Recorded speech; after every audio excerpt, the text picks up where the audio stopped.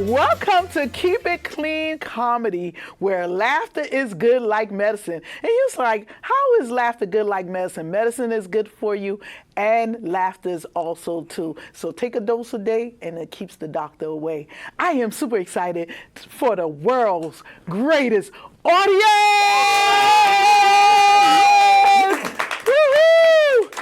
And today, I am just going to be chatting with one of my fellow comedians. He is so awesome, a dear friend. I call him Gerry. He's some of everything to me, you know, armor bearer, Uber driver, mechanic, tire trade. I mean, he does it all. He's a one-man shop. Can y'all welcome tonight Gerry Williams? Hi, Gerry. How are you tonight? I'm doing all right. How are you? I'm good. I'm so proud of you. Your dream is coming into fruition. You got your own comedy show, Keep It Clean Comedy Show, with a live studio audience. And from what I understand, you're making history here because they've never had a live studio audience in the entire history of this great facility here. Congratulations. Thank you. And thank you for putting that target on my back. Right? I appreciate it. That's just like your friends, just to set you up. I know you was trying to get rid of me all that time. Like, you come on my show and you do it publicly where it's going everywhere and it's going to go viral, and you got that knife right in my back. Oh my gosh. I'm giving you props and your flowers right now. How is that a knife? I'm giving you a compliment. You gave me a compliment, and you say, "Oh, this is the first show. This is the only show." And then when the other shows don't get it, then they're coming after me. Oh, all right, see. yeah, you see, you didn't know that, but I think you did know that, Gerry. No, I didn't know that. I thought you're gonna always have a studio audience. I'm going to always have a studio audience because I love it, and this is the best studio audience, and we started here in Connecticut. Yes! So you know they always full of energy. But Gerry, yes, ma'am. I'm just happy to have you here, sitting in the hot seat, not knowing what's going to happen from 1 minute to the next. To the next. And you know my life is lifing. I do know your life. I get the phone calls all the time. And so what are some of them phone calls like? Well, my phone rings and I see it's Savanda, and I know, oh Lord, this is going to be good. Hey, Vonda, that's what I call her. Hey, Vonda. Hey, Gerry, Barry, listen, what you doing? Where you at? You know, I got a flat tire. And I'm like, oh, God, where are you at? I'm in South Windsor. See, she's allergic to R's. There's no R's in her vocabulary. I'm sitting here waiting for you to change my tire. While I'm waiting, I'm going to be checking out my flyers. Hopefully, I don't have to call an Uber. That's Vonda, though. Now, this is the funny thing, though. Oftentimes, I'll call her and I hear the echo. That means she's on the toilet. It's not like talking to Vonda when you hear the bathroom acoustics. You know what I mean? I can hear the tinkle, and she know how to multitask. You know, she don't wait. Gerry, Barry, I can hear you on the toilet, girl. What's up? I couldn't wait. So Gerry, you and I got into doing comedy, and all of this is true, y'all. He's telling the truth. That's why you invite your friends on the show. But anyway, so we started comedy around about the same time. Okay. I think you started a year after I did. So let's talk a little bit about your comedy stylings, and what you love to do. Well, I'm all over the place. First of all, I'm weird. The backstory is back in elementary school, I was a weird, shy kid that's always sat in the back. And I realized I was weird. Like, if something funny happens, the entire classroom would be laughing. And then when it's over, when the laughing subsides and everybody went on about their work, I'm still in the back, you know, crooked or holding my mouth, you know, trying to, how come I'm still laughing and everybody else going on with their life? Class is over, they done been home, and I'm in the back still, you know what I mean? I'm just weird. And the thing about it is I just love to laugh, just like you said in the beginning. Merry heart does good like medicine, but a broken spirit dries the bones. You find that in Proverbs 17:22. And I used to be babysat, I say this comedically, back in the day when Johnny Carson had an hour-and-a-half format. Wow. 11:30 p.m. to 1 a.m. Pacific Standard Time. And I used to watch all the comedians come out, the old school guys, Richard Pryor, and a whole line of comedians. So I just love to laugh. And when you can share the gift of laughter, that is a beautiful thing, especially in this day and age. Yes, definitely. You know what I mean? With all the craziness that's going on. And so if you have the gift of laughter and you can share that, I think that's a marvelous and wonderful thing. And you're doing that. So props off to you. Thank you. Congratulations Thank to you. you. Keep it clean comedy. Yes, thank you. You're doing it. Well, Gerry, I definitely appreciate you, and I enjoy your comedy style. I perform on many shows with you. You perform at the Comics Roadhouse, and Yes, how do you like that experience? I love the Comics Roadhouse. I like the stage. Connecticut has a handful of professional. First of all, we're blessed to have a plethora of open mics where people open up their restaurants for, I call open mics venues like comedic gyms. That's where the comics go to work out their material. Yes. You know what I mean? But then there's about a handful of professional comedy clubs like the Funny Bone in Manchester, then Comics Roadhouse at Mohegan Sun, the Stress Factory in Bridgeport. Yes. Then they got New York Comedy in Stamford. Yes. But you mentioned Comics Roadhouse. I like that. It's nothing like walking through the casino, Right. and seeing that whole culture and doing a 10 p.m. show with you Yes. at Comics Roadhouse. And the Comics Roadhouse stage, it's up. Right. You know what I mean? So you're looking down, whereas like the Funny Bone is low. And I like the Funny Bone. I think I like the Funny Bone better. Right. Because the audience surrounds you. Yes. You look to your left, there's people right down, and there's people here, and right, you're in the audience. Yes. But we're blessed to have all these comic venues where we can go and do our thing and make people laugh. And you do comedy for churches also? I do. Yeah, so how's that experience? It's going good. It's going good. Yeah. I love to feel when you're growing. Yes. You can feel yourself growing because everything it's not like doing stand-up comedy because you're out there on a tightrope without a net. Yes. Just you and your comedy, your original material. You don't know if it was funny to you when you wrote it. Right. So now it's time for the moment of truth. Is it going to be funny to them? Right.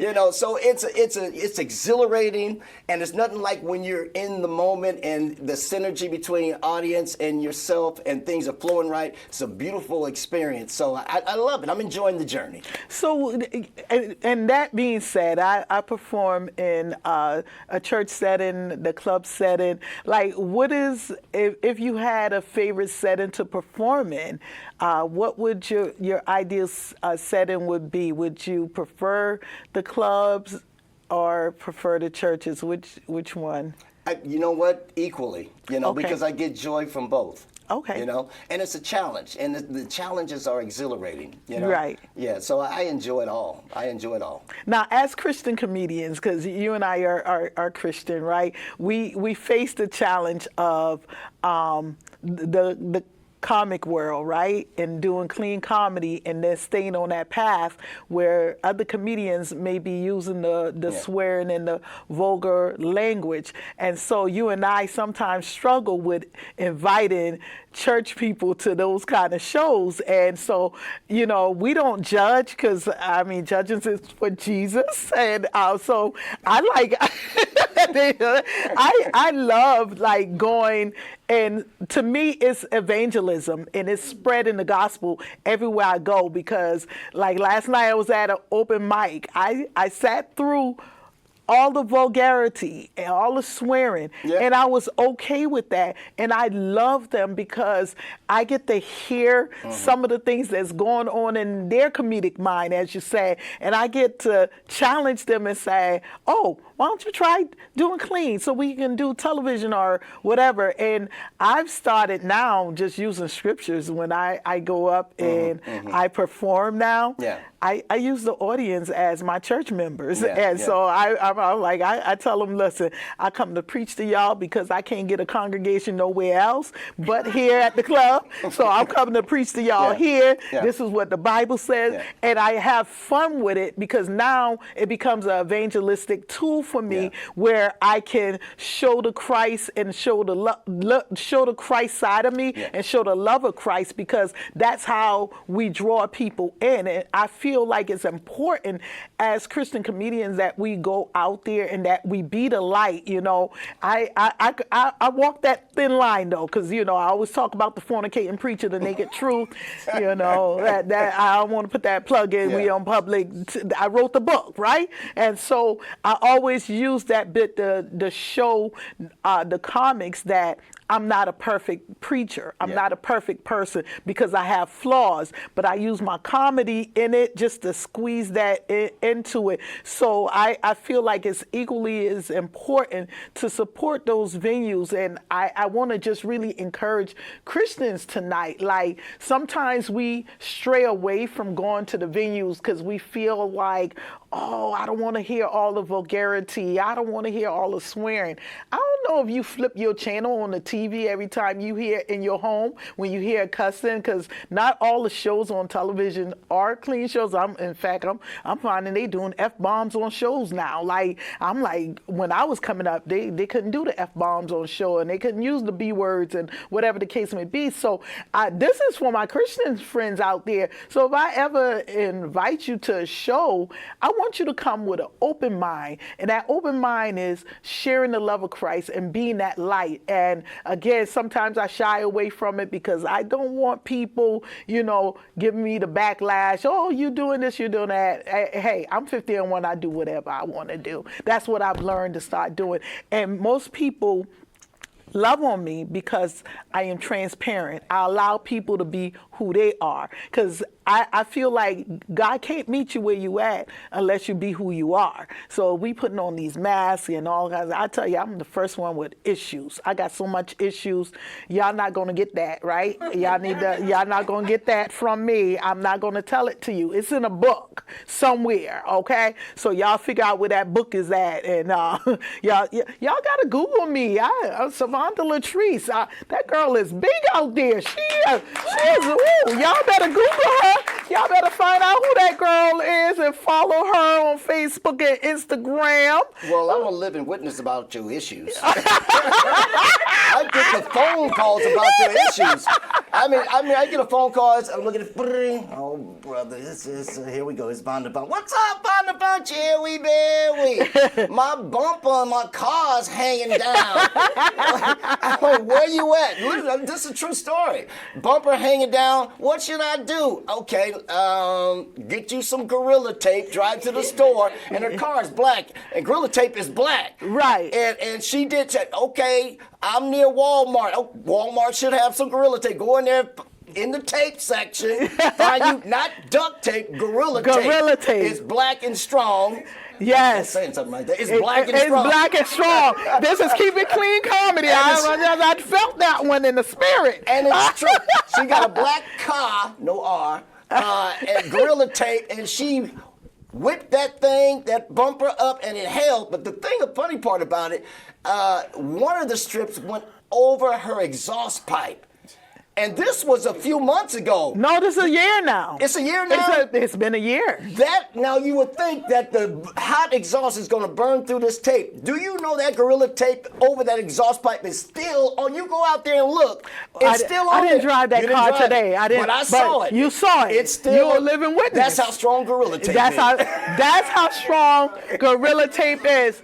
I promise y'all that when Gerry told me I was dropping my son off to church, he had to play the drums, and we kept stopping on the side of the highway trying to hitch up this bumper, and I'm like, I need help. And I called him. He wasn't trying to get out of bed. It was like 6:45 a.m. in the morning, because that's how early they go for church. So I gave her instructions. He gave me instructions. And I really don't listen to no man, especially them black men. They were always trying to tell people what to do, right? Well, why you calling me all the time? Well, of course, because you're the only one that's coming. Like, I got to call tell you.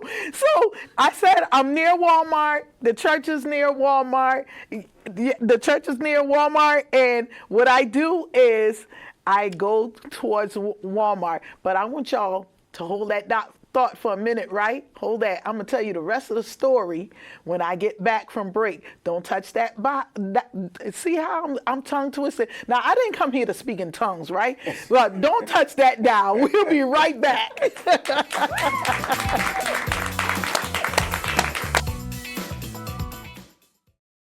Habitat for Humanity has helped tens of millions of people around the world build their lives on their own terms. But we have so much more to do. Because 1 in 3 people on Earth still don't have a safe, affordable home. We believe everyone deserves a place to call home. Will it be easy? No. But we're not afraid of getting our hands dirty and doing the hard work. But we can't do it alone. We need you.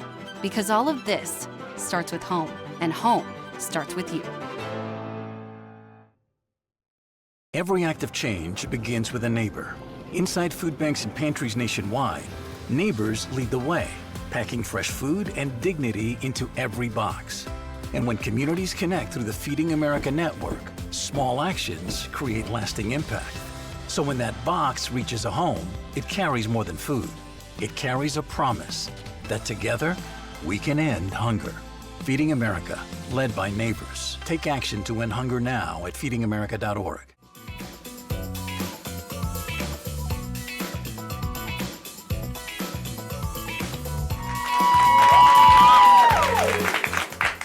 Welcome back to Keep It Clean Comedy, again, where laughter is good like medicine. So let's go back into that story about the gorilla tape. Now, I just imagine the gorilla tape, and I'm looking at the gorilla, right, on the tape and on the glue.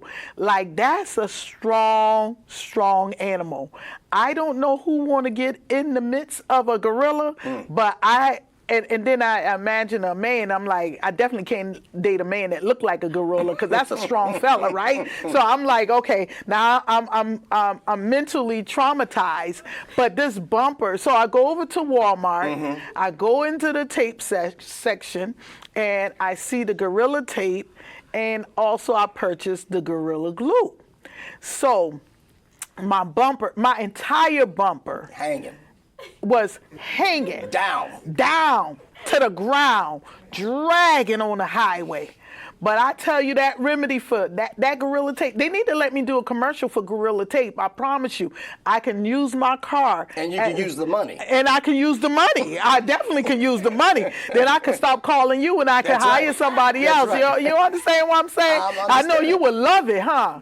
You're tired of getting them calls, but I think you like my voice, so you don't mind the call. You know, I don't mind. Everybody need a pretty woman voice every once in a while. You understand? We love you. I know. We got much love. We got much love. All right, I know you love me because you pick up and you come every time. As long as you in town. Like when you out of town, you can't come. So I got to find somebody else. Right. So I need a backup Gerry Berry. Okay, So I have this tape, y'all. I go all the way across, and I tape it. And as he said, I tape it over the exhaust pipe. So he comes to check it out, and he said, Vaughn, why would you tape the tape over the exhaust pipe? First of all, I didn't really know that was an exhaust pipe. I didn't know. I'm just trying to make sure this bumper stays on. Can I tell you that tape has lasted me a year and a couple of months through the rain, through the snow, through the sleet, through the blizzard.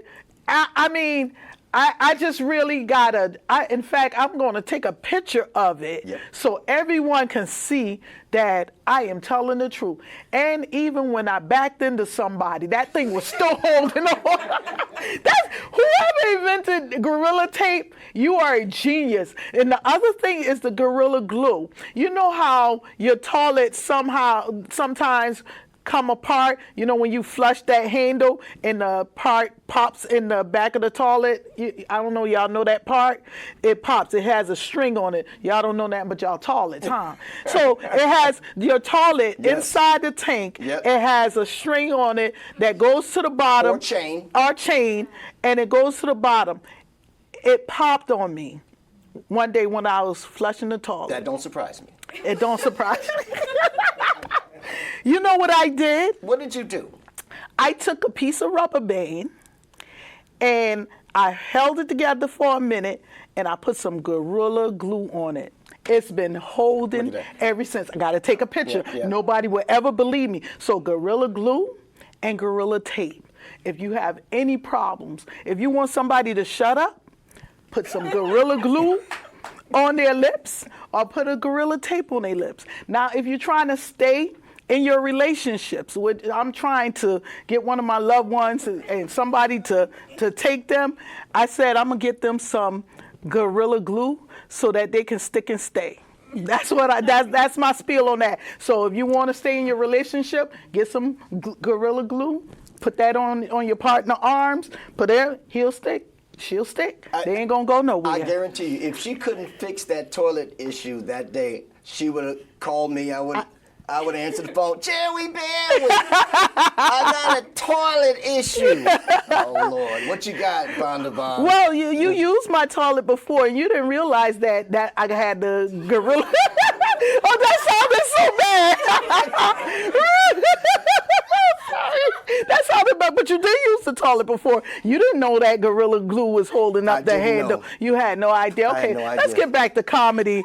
This is all comedy too, but I'm looking for my check and my money, so I got to stop talking about it because I don't want nobody to steal my idea. In fact, we got to wait on that. I just want to say you looking good today. I thank you. Looking all sunshiny, summery, like she's ready to go to Cancun. I just wanted to give you, a compliment and let you know. That's another thing. Vonda Von, she's got her own dance. I call it the Savanda, and it goes something like this. Hey, she scrunch up and she says, Gerry, man, we Gorilla Tape, scrubs. Do it for him. Do your Savanda dance. Oh, you want me to do Savanda dance? Okay, do the Savanda. Let's do it together. We all ready? You ready?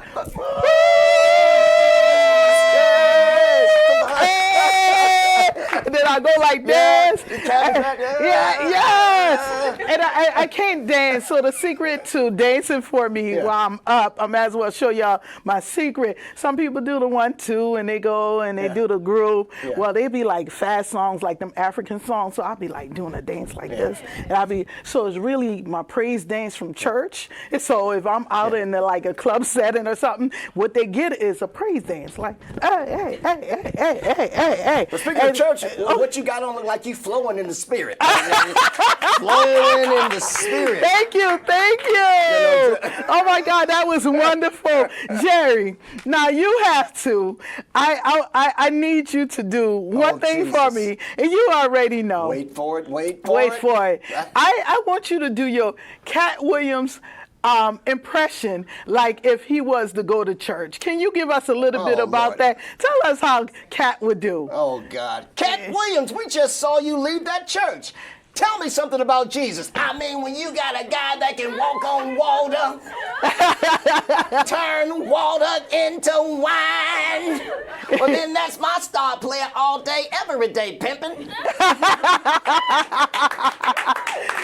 Now, you have one that you do is, when you're standing in line and the Jamaican is buying their numbers. How? God. I'm working on that, but there's nothing more frustrating when you're just trying to go to the gas station and get gas. And then there's somebody trying to play their numbers. And the line is getting 5 deep, 10 deep, 12 deep, because he's calling 1,000 numbers. And oftentimes this is a Jamaican dude. $5 buck up 2 trees. Hold up, man. I got more numbers in my sock, man. Hold up, man. I'm trying to play my numbers, man. Buck.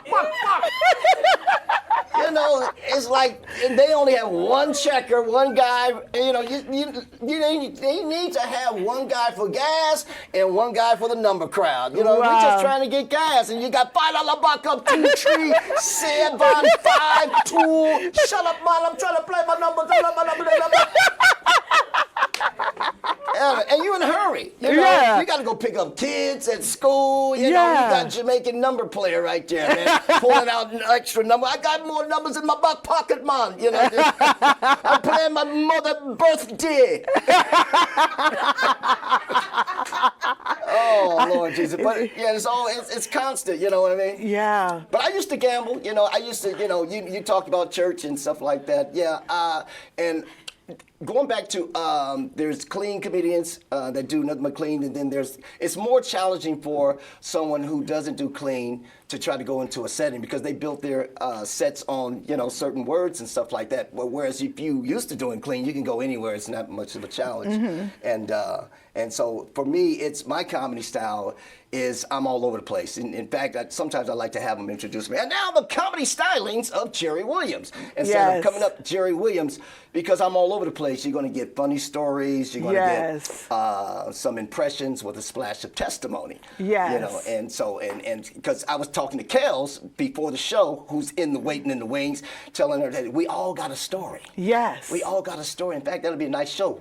What's your story? Stay tuned for the next episode of What's Your Story? Yes. And my story, you know, I'll come out and do my set, you know, sometimes and we'll, you know, like, and just be real, you know what I mean? And start off and just hit them like crack, porn, and alcohol was my breakfast, lunch, and dinner. You know, now I got their attention. Yes. You know, and then I go into, you know, my testimony, and which is the truth. You know, for 12 years, I'm from Oakland, California, from the West Coast, California. They said California is the place you ought to be, so they loaded up the trunk and moved to Beverly. Now, some of them are too young to remember the Beverly Hills Billies. Right. But, yeah, and they say, when I tell people that, I'm like, how did you end up 3,000 miles in Connecticut? You from Oakland, California. Yeah. You know, MC Hammer, Too Short, you know, all those cats. And, I received Christ when I was incarcerated because I was a crack addict for 12 years, in and out of incarceration. Crack, porn, and alcohol was my breakfast, lunch, and dinner. Every day was a quest on how can I get more. Right. You know, so I lived that life of debauchery, and I was here, one house of ill repute after another, and I got tired of looking myself in the mirror, and my dad was a cautionary tale because he was gifted singer, multi-sport athlete, but he couldn't shake the heroin. Wow. So he died young at 51 years old from a heroin overdose. So when I was out there doing cracking and jacking and stuff like that, I always had my dad in the back of my mind. I'm gonna end up like my dad if I keep going. So finally one time I was incarcerated and I was like, I waved the white towel of surrender and I confessed Jesus as Lord, started reading my Bible, changed my life. 23 years clean by the power of God. 23 years clean.